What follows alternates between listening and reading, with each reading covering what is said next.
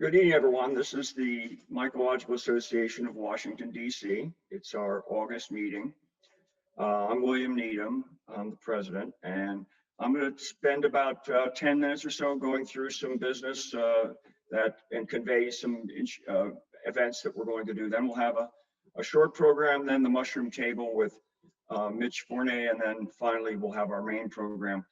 This is being recorded, and it'll be on YouTube, so you'll be able to follow up things you may not have been caught the first time that you saw them, and you may want to review them. Second thing is there's a chat room that you can put questions into the people as they go, and then they'll be summarized at the end of each talk. So as usual, on the opening slide, I usually try and put something topical, and would be this time of year, you'd be faced with the omnivore's dilemma here between chanterelles and jack-o'-lanterns. And chanterelles on the left. The bottom left over here, that was last year's chanterelle population, which was prolific, as were many things. And the great confusion factor is not really, if you know what you're looking at, but for novices, neophytes, it's the classic. In fact, it is the subject of the omnivore's dilemma in Michael Pollan's book. These are the jack-o'-lanterns, which are also orange.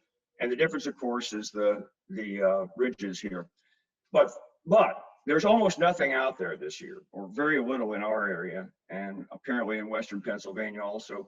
Partly that's because we had such a wonderful year last year, and nature operates in cycles. It isn't always on full throttle, so we're kind of in half throttle right now, and I think we will be for another year or so. There's not much out there, but never fear, it will come back. So here is the current board. And I have a couple of stickers there to remind me to tell you about a few things. Number one is we have a mycoflora committee, which is chaired by our second vice president. He would like to relinquish that position, and so we're looking for someone. And mycoflora, by the way, is the use of DNA technology to do identification of fungi according to their DNA prints. It's fairly technical, and we have some ability to do that. If you're interested, that's a good place to go, and you can contact him. If you look at the bumper sticker at the bottom, either info and I'll send it to him, or vice president, and it'll get to him. With that, MAWDC.org, that's our email. And of course, the other one is the newsletter editor, Andy Green. You probably got your sporophore. I got mine in the mail yesterday. So if you either online, you'll get it, or you'll get it in the mailbox, or both. It's a very good issue. You care to look through it. The other bottom part, we're interested in getting more people involved. And recently we've had a group, I guess husband and wife, but a pair of people, John and Hillary Wilson, I believe is the name, are going to start a new social media platform called Discord. I'll mention that a little bit later. And another person volunteered to help with our website, and that's Kaylin Patterson. So we are looking for people to get involved. We're looking for people involved with culinary forays. So please do get in touch with one of the board members, and we will get back to you. This is the programs that we currently have scheduled for the remainder of the year. There's obviously November is missing. I don't think that's firmly scheduled yet. The one next month is a little bit special because it's not going to be on the first Tuesday. That's Labor Day weekend. We'll post the date of that. We're planning on probably having that virtual, and that would be on a Sunday likely. But keep an eye on that particular meeting because it will not be on the standard time. And then, of course, every program has mushroom identification, the mushroom table, with our 4-H chair, Mitch Forney. So we had a board meeting last Thursday, and one of the main functions of that meeting was to decide how and when to come out of virtual meetings only. And aside from the Delta version of COVID-19 that is slowly slamming the door shut on activities, and we'll see how far that goes, we more or less decided to stick it out as virtual this year till things settle down, and maybe continue with our virtual programs with a expanded number of activities we do in person, such as forays and culinary and others. I mentioned the Mycoflora Committee earlier, and we're looking for a chair of that. We have a scholarship committee, and we're looking for people to participate in that to help Megan Romberg, our scholarship committee chair and science advisor, to help with the identification of worthy things to put our extra money to. And we already have one person who has submitted a scholarship for Sequanota. The third thing is our social media presence. Annie Green is the newsletter editor, also the social media chair. We now have a Facebook group with 2,000 members. As I mentioned, YouTube. We have our recorded meetings up after every program. And we're just going to start this Discord thing, which is going to go live here sometime this week, I believe. So if you are a participant in that, keep an eye out for it.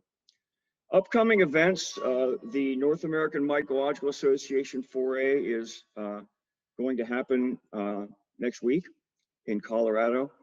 Our Sequanota 4A is coming up in early September next month, and that's online. You can register there. That's a weekend.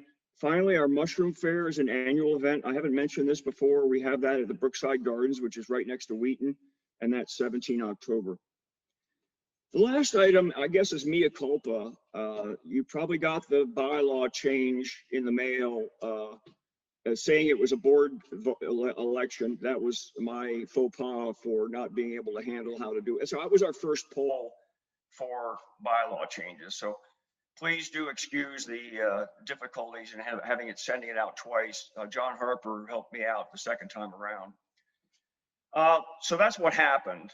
The second point is we are taking, there's 83 yeses and 16 noes. And I have read, for those of you who put in no with a reason, I have read those, and we did share at the board somewhat, and we'll discuss those and make sure you all understand what we were doing and why. One thing that kept coming up is it is just for the main program, not for any other reason that people would get compensated. And why it was yes is because our bylaws require 2/3 of the membership to vote.